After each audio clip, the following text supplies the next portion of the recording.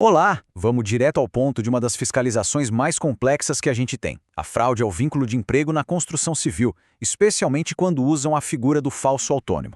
O objetivo aqui é bem prático: montar um roteiro claro para a gente conseguir identificar e, principalmente, comprovar essa irregularidade. Afinal, essa ação conjunta contra a informalidade é sobre garantir direitos, mas também sobre garantir a segurança e a vida do trabalhador no canteiro. Pois é, essa é a pergunta de US$ 1 milhão, né?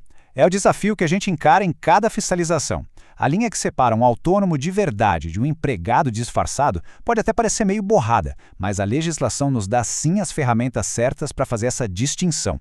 O que a gente vai fazer aqui é detalhar como usar cada uma dessas ferramentas para construir um caso, uma argumentação que não deixe margem para dúvida.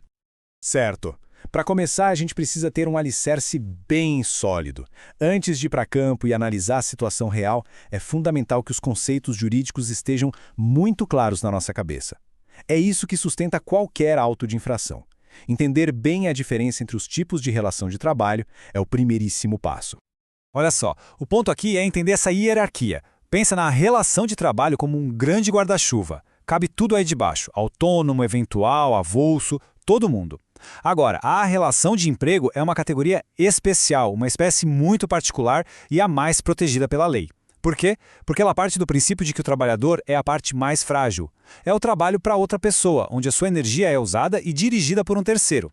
E o nosso foco é exatamente esse: identificar quando uma relação que está com o rótulo de autônoma, na verdade, pertence a essa categoria super protegida. E o que define essa tal relação de emprego? São esses 5 requisitos aqui. E a palavra-chave que precisa estar piscando em neon na nossa mente é cumulativos. Tem que ter todos os 5 juntos e ao mesmo tempo. Tem que ser uma pessoa física com pessoalidade, ou seja, não dá para mandar o primo no lugar. Tem que ter onerosidade, o salário, a não eventualidade, que significa que o trabalho é contínuo, não é uma coisa esporádica. E, por último, o mais importante, o elemento decisivo de tudo, a subordinação. É bom lembrar, se faltar umzinho só, um único requisito desses, a caracterização do emprego já cai por terra. E por que a subordinação é tão crucial?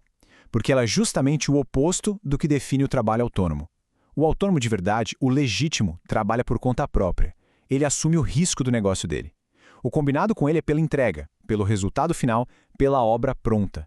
Ele é o dono do processo de trabalho dele. Se tem alguém mandando no como fazer, no quando fazer, ou seja, se existe subordinação, então, por definição, não existe autonomia. Simples assim.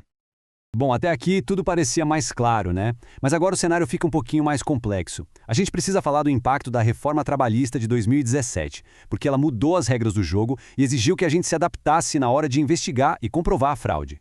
E o centro de toda essa mudança é este artigo aí, o 442B da CLT.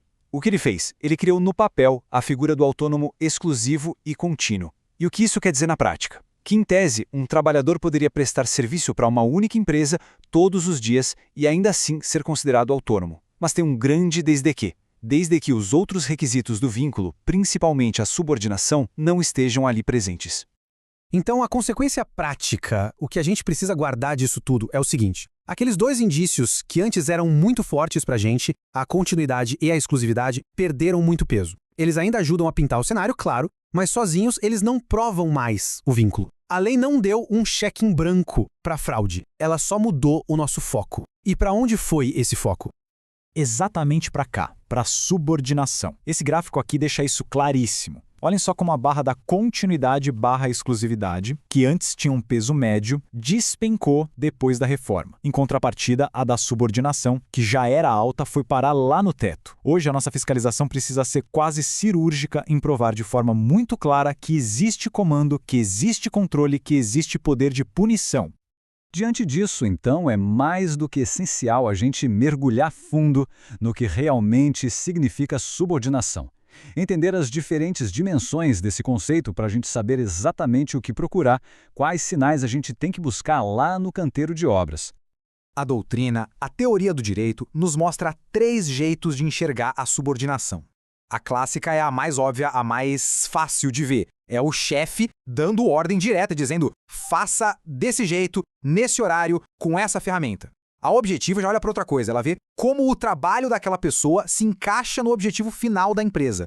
E a estrutural é sobre como aquele trabalhador é uma peça essencial na engrenagem, na organização da empresa. A empresa simplesmente não funciona direito sem ele ali, naquele posto, mesmo que ele não receba ordens o tempo todo.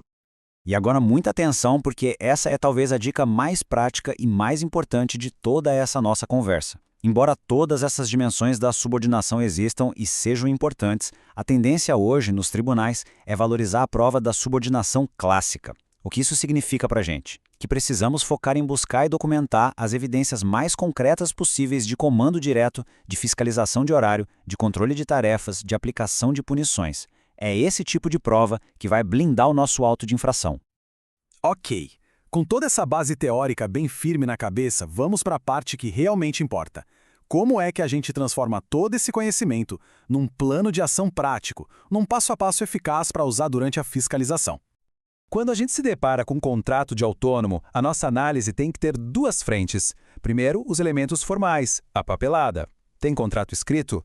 O trabalhador está recolhendo seus tributos, como a contribuição para o INSS e o ISS? Isso é o básico. Mas o que realmente decide o jogo, o que vai definir se é fraude ou não, são os elementos materiais. Na prática, no dia a dia, existe mesmo uma ausência total de subordinação? É o trabalhador que assume os riscos do negócio? Porque se quem arca com o prejuízo é a empresa, ele de autônomo não tem nada. Então, na prática, o nosso procedimento pode ser organizado assim. Passo 1, entender a realidade. O que essa pessoa faz de verdade o dia todo. Passo 2, aplicar a primazia da realidade. O que acontece no canteiro bate com o que está escrito no contrato. Passo 3, focar na subordinação. É aqui que a gente coleta as provas, entrevista, observa. E finalmente o passo 4, agir. Se a gente comprovou que os 5 requisitos do vínculo estão ali, presentes, é hora de atuar. Lavrar o auto de infração por falta de registro com base no artigo 41 da CLT e emitir a NCR, a notificação para comprovação do vínculo empregatício.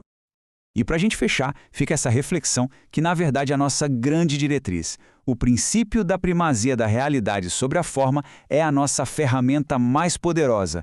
Nenhum contrato, nenhum documento pode valer mais do que aquilo que acontece de verdade no chão da obra. O nosso dever é justamente esse, olhar por trás do papel e desvendar a verdade dos fatos para garantir a proteção que a lei oferece. A questão que fica é, estamos usando essa ferramenta em todo o seu potencial para proteger quem mais precisa?